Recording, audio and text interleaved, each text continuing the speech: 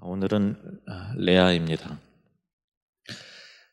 레아의 삶 속에서 제일 중요한 존재는 야곱입니다. 살펴보겠지만 계속 야곱 한 사람만 그렇게 바라봅니다.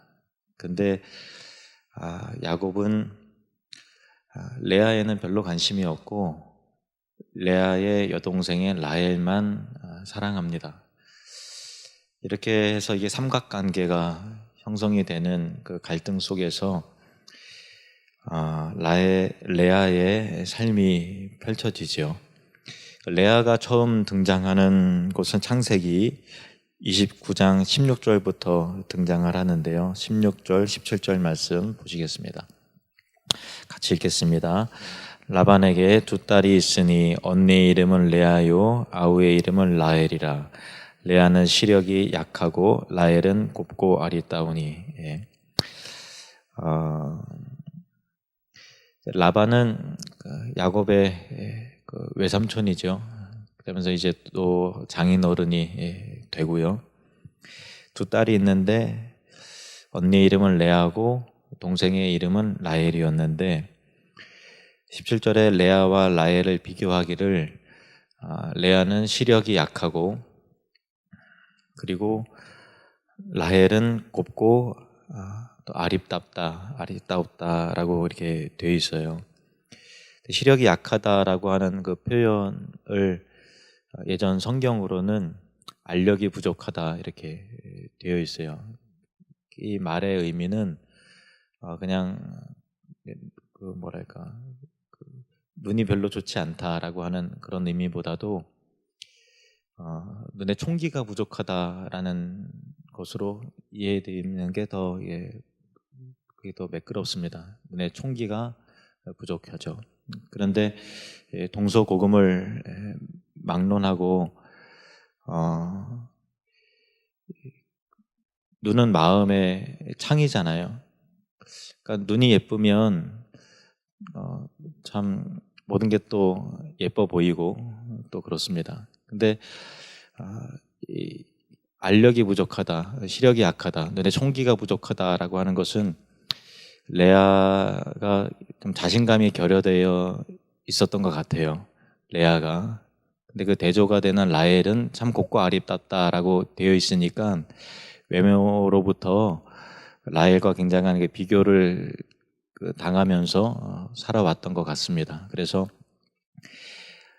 라헬은 곱고 아리따고 레아는 이 시력이 약하다라고 하는 것은 단순히 시력적인 측면보다도 외모적인 그로 인해서 또 마음의 자신감도 부족하고 라고 하는 여러 가지 형성된 그 인격과 또 자신감과 외모까지 다 포함되는 그런 의미입니다.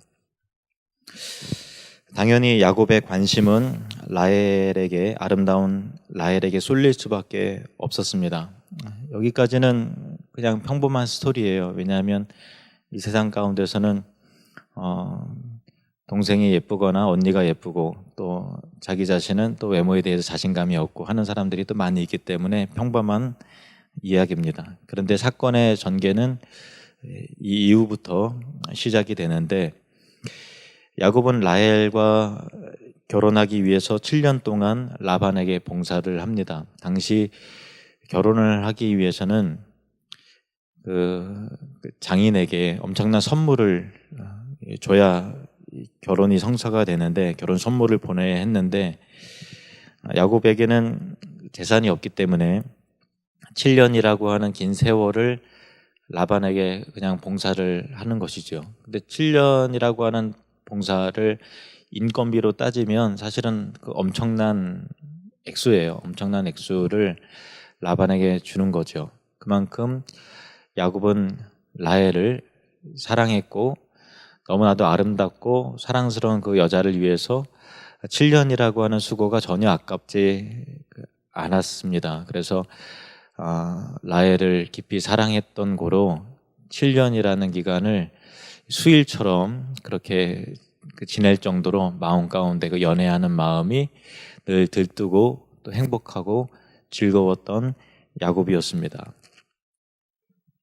7년이라는 세월이 지나고 그렇게 기다렸던 야곱의 결혼식 날, 그의 기대와는 달리 라반이 라헬 대신에 레아를 신혼방에 들여보낸 사건이 발생합니다. 참 어떻게 신부도 못 알아볼까라는 생각도 들지요. 어떻게 신부도 못 알아볼 수 있을까? 그만큼 야곱은 털끝만큼도 전혀 의심하지 않고 당연히 라헬이라고 생각을 합니다. 그렇죠. 누구라도 신부가 바뀔 가능성에 대해서 의심하고 생각한다는 것 자체가 오히려 이상한 거잖아요. 그러니까 어두컴컴한 이제 밤에 그렇게 이 레아를 라헬인 줄로 착각하고서 이렇게 합방을 하고 아침에 일어나서 동이 들 때 보니까 라헬이 아니라 레아였던 거죠. 잠이 깬 야곱이 깜짝 놀랐습니다. 눈에는 불꽃이 튀고 집안은 발칵 뒤집혀졌습니다. 속임수의 대가인 야곱이 어처구니 없이 속임을 당한 것입니다. 7년 동안의 모든 수고가 다 허사가 되는 순간이었습니다. 이 대목에서 우리가 주목하는 것은 야곱이 얼마나 황당하고 열받았을까 그거를 먼저 생각을 하죠. 왜냐하면은 이 스토리의 주인공은 야곱이기 때문에 스토리의 주인공이 야곱이기 때문에 우리가 먼저 야곱에게 관심을 갖는 것은 당연합니다. 그런데 레아의 입장도 한번 생각을 해볼 필요가 있어요. 우리가 레아의 심경까지는 헤아리지 않지만 또 성경도 레아의 입장에서 대해서는 침묵하고 있습니다. 그런데 한 여인에 있어서 결혼이라는 것은 인생에서 가장 소중한 결정이요 또 선택이요 순간인 것이죠. 야곱이 라헬을 원하는 줄 알면서도 동생을 대신해야 했던 이 레아의 입장은 어땠을까요? 그리고 왜 레아는 이 일에 이렇게 참여했을까요? 왜냐하면 아버지는 도저히 그런 거 못해요 라고 이렇게 하면 되잖아요. 근데 결혼식을 하면서도 그 상대방이 라헬인 줄 알고 있는데 레아는 라헬인 척 이렇게 침묵해요. 그 자체가 참 왜 그랬을까? 어떤 마음이었을까? 그런 생각을 하게 됩니다. 아버지의 강요에 순종하기 위한 것이었을까? 아니면 못생겼으니까 늘 비교당하고 또 그렇게 열등감 가운데서 이렇게라도 시집이라도 가야 되겠다. 이렇게 시집을 안 가면 평생 나는 노처녀로 늙을지도 몰라라고 하는 두려움 때문에 그랬을까? 아니면 은근히 야곱을 사모하고 있었기 때문에 이렇게 해서라도 야곱을 붙들기 원했던 것일까?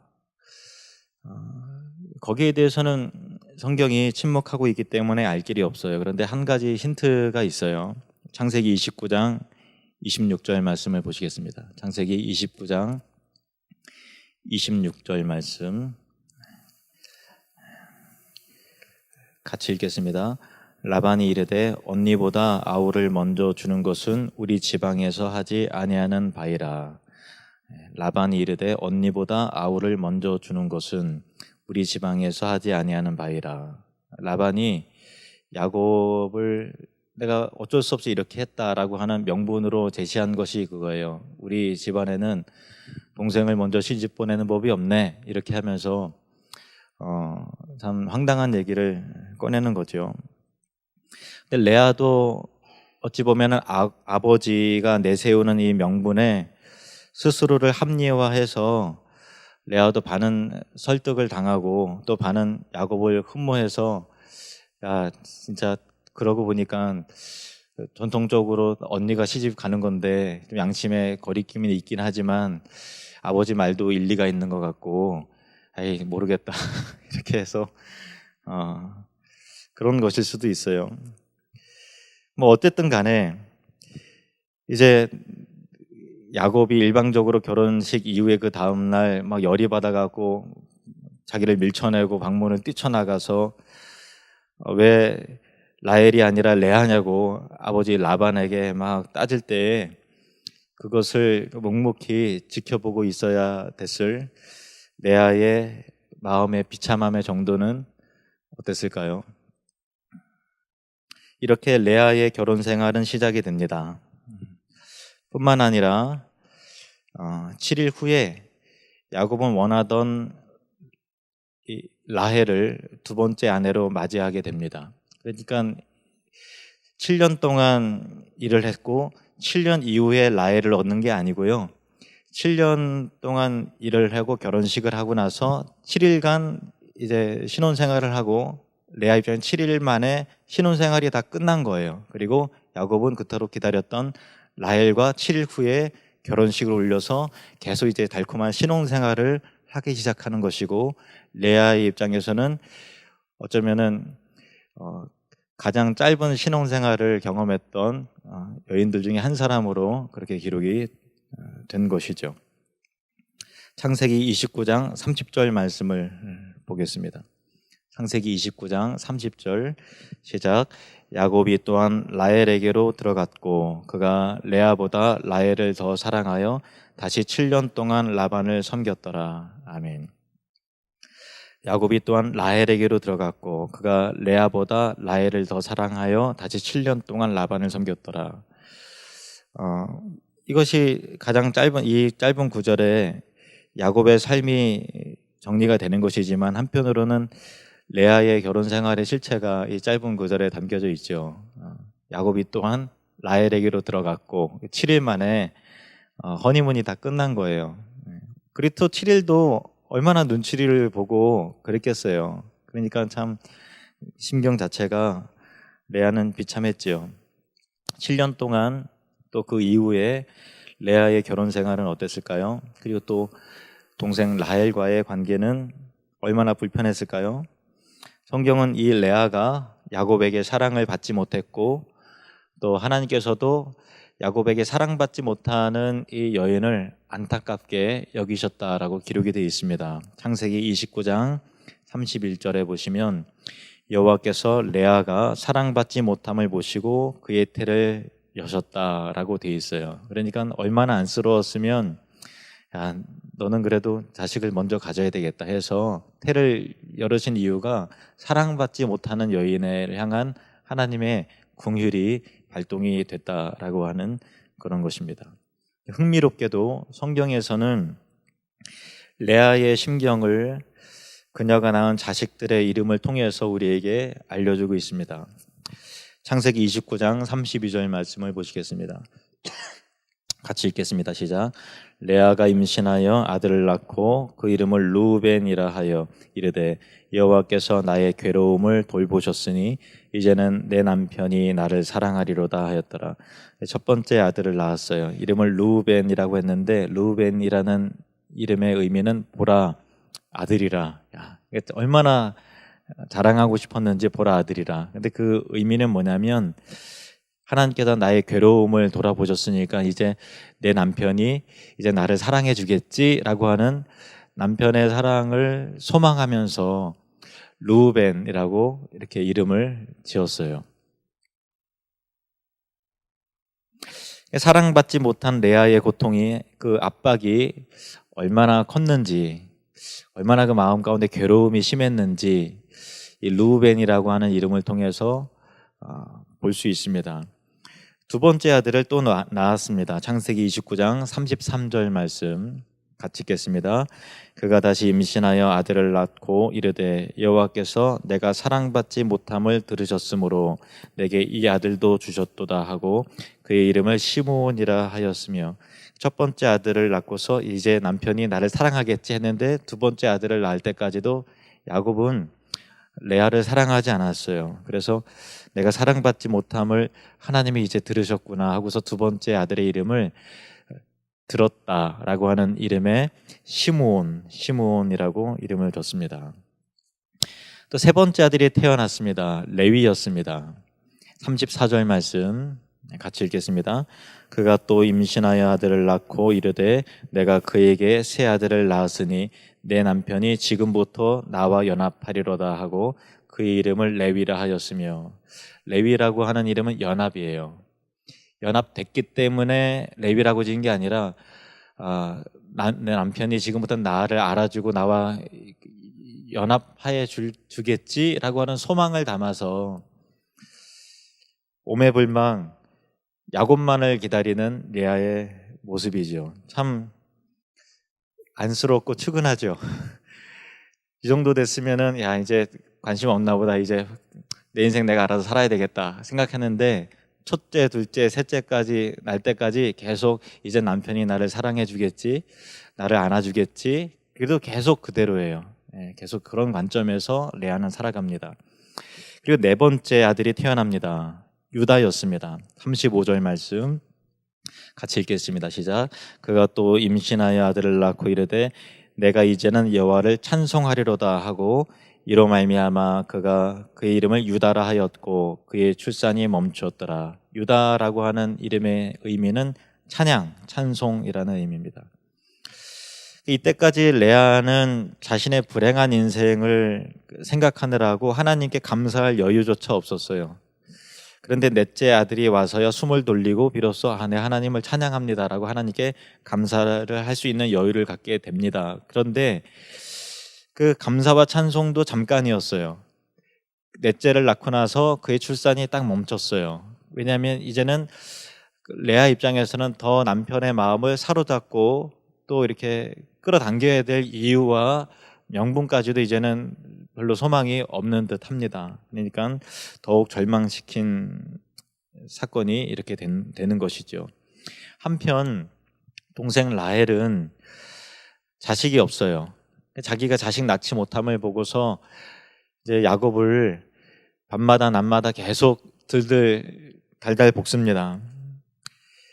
내게 자식을 낳게 하라, 그렇지 않으면 내가 확 죽어버릴 거다 막 하면서 막 이렇게 협박까지 하고 그렇게 하는데, 야곱이 그대를 임신하지 못하게 하는 이가 하나님이신데 내가 어떻게 하나님을 대신하겠느냐 하면서 그렇게 말을 하죠. 그랬더니 이 라헬이 그럼 내 여종 비라에게로 들어가라, 그를 통해서 나도 아들을 낳아서 내 무릎 위에 둘 것이다 라고 해서 억지로 비라와 결혼을 시켜요. 야곱은 비라를 통해서 단과 납달리를 비라가 낳습니다. 그리고 이 라헬이 단과 납달리를 품에 안으면서 내가 뭐라고 말하냐면은, 라헬이 내가 언니와 경쟁해서 이겼다 이렇게 말을 해요.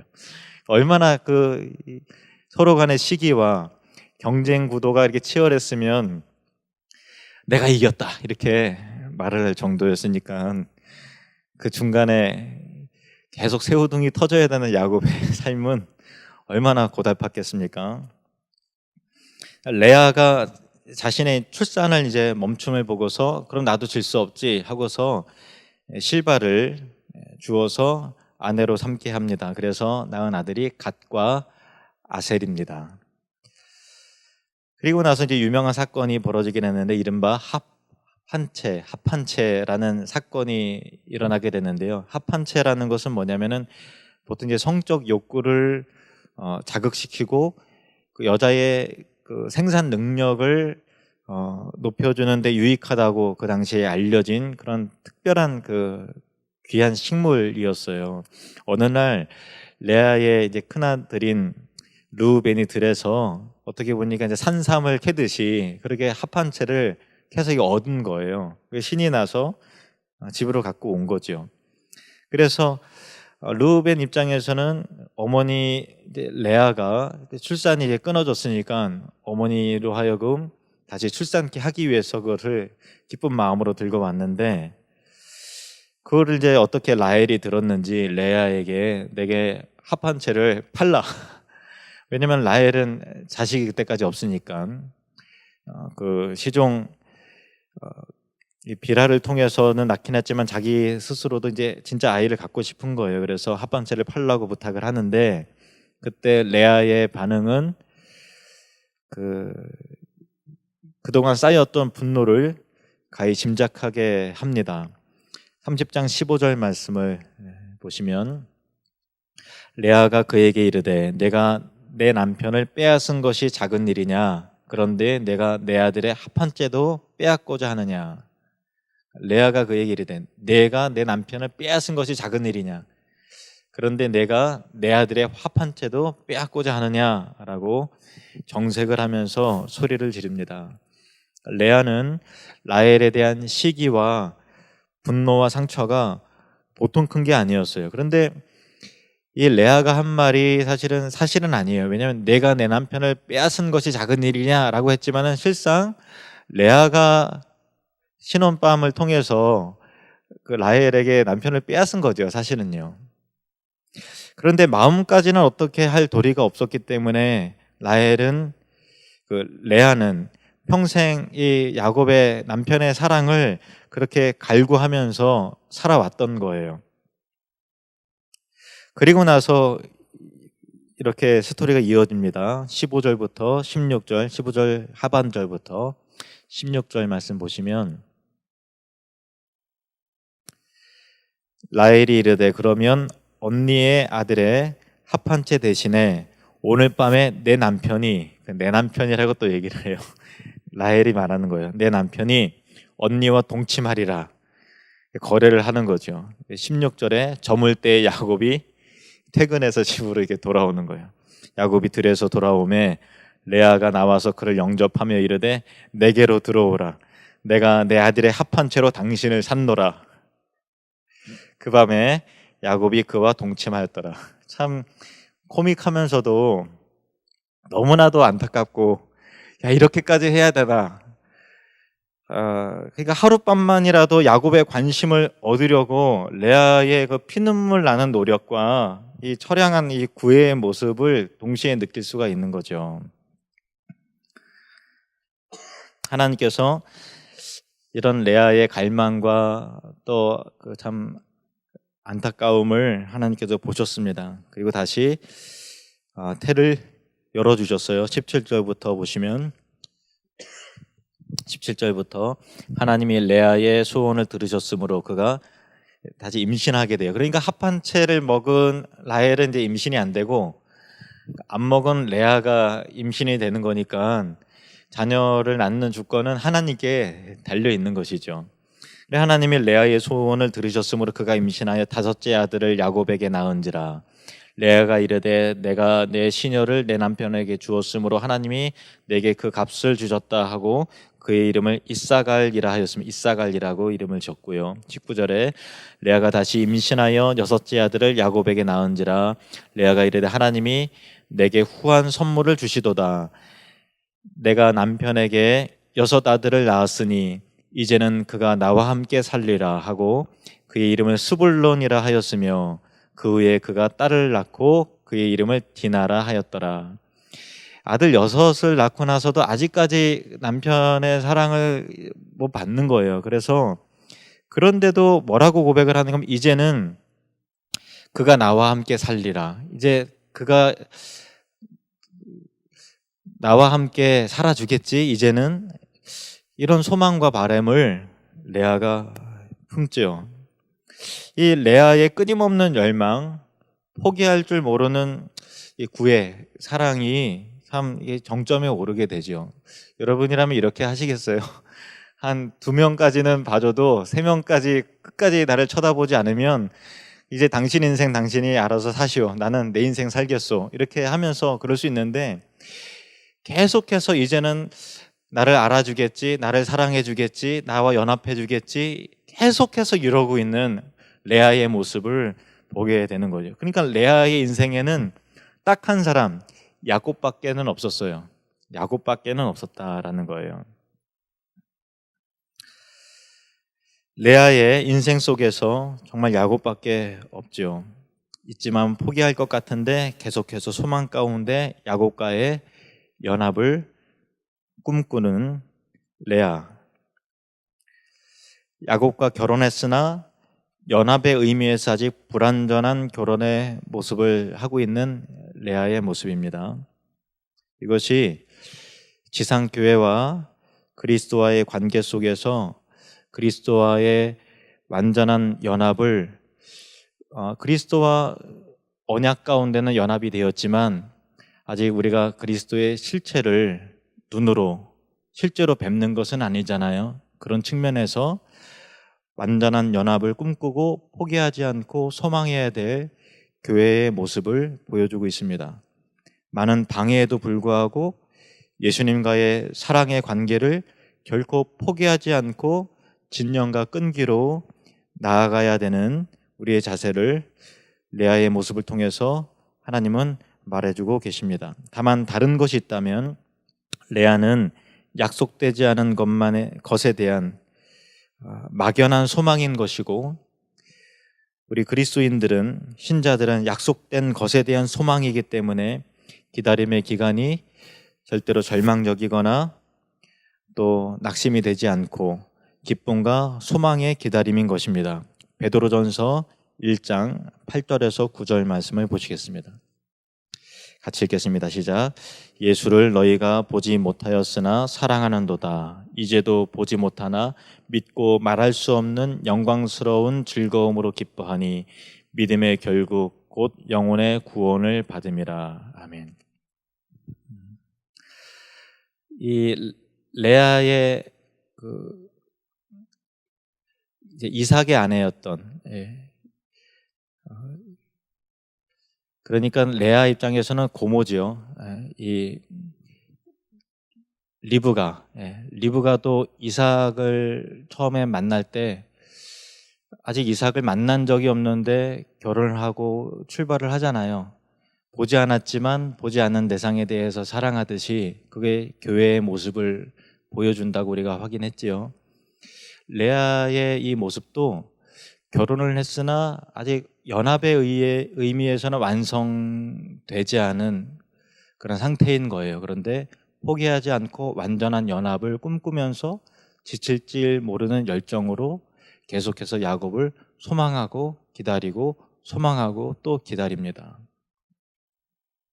이것이 신자가 가져야 될 신앙의 자세이고 인내입니다. 레아와 이 라헬의 이 아픔과 시기와 경쟁을 통해서 야곱은 12아들을 낳게 되고요. 계속해서 경쟁하고 더 많이 낳는 싸움을 해나가니까 야곱은 12아들을 낳게 됐고, 그 아들들이 후에 이스라엘의 12지파가 되었습니다. 레아가 낳은 아들 중에서 어느 하나도 소중하지 않은 아들이 없지만 특별히 구속사적으로 가장 중요한 유다지파, 한번 따라해볼까요? 유다지파, 그리고 레위지파, 바로 레아가 낳은 아들이었습니다. 어찌 보면은 라반이 야곱을 속여서 라헬 대신에 레아를 신혼방에 들인 것, 그리고 레아가 야곱의 사랑을 갈구하느라 그렇게 자식을 낳으려고 애를 쓰고 또 애를 쓰고 소망함으로 그렇게 이름을 각각 그 소망 가운데 이름을 짓는 것, 그런 모든 그 아픔에 개인의 인생의 삶이 펼쳐지지만, 그러나 그 개인의 역사 그 뒤쪽으로 하나님의 구속사의 완성을 향한 섭리가 도도히 그 강물이 흘러가고 있는 것을 보게 되는 것이죠. 주변에 보면은 잘못된 결혼으로 인해서 상처받고 아픔을 겪고 또 행복하지 않은 결혼 생활로 인해서 고통을 겪는 사람도 참 많이 봅니다. 그리고 행복하지 못한 부부 사이에서 얘가 왜 태어났을까 이렇게 의심이 될 정도로 그렇게 이 땅 가운데 태어난 자녀들의 아픔과 또 갈등도 보게 됩니다.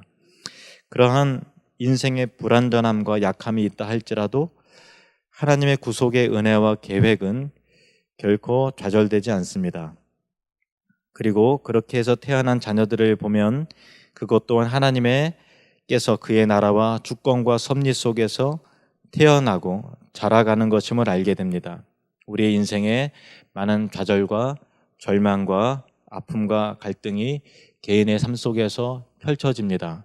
레아도 그 부분만큼은 야곱의 사랑을 구애하고 또 기다리고 하는 것을 그렇게 계속해서 그런 갈등과 아픔을 겪었지만 그 뒤로 하나님 나라가 결코 좌절되지 않고 펼쳐졌듯이 우리 인생 가운데서도 많은 좌절과 아픔과 갈등이 있지만 하나님 나라는 결코 좌절되지 않고 합력해서 선을 이루어서 구속의 역사를 만들어서 세워가시는 하나님의 경이로운 섭리를 생각하게 되는 레아의 이야기였습니다.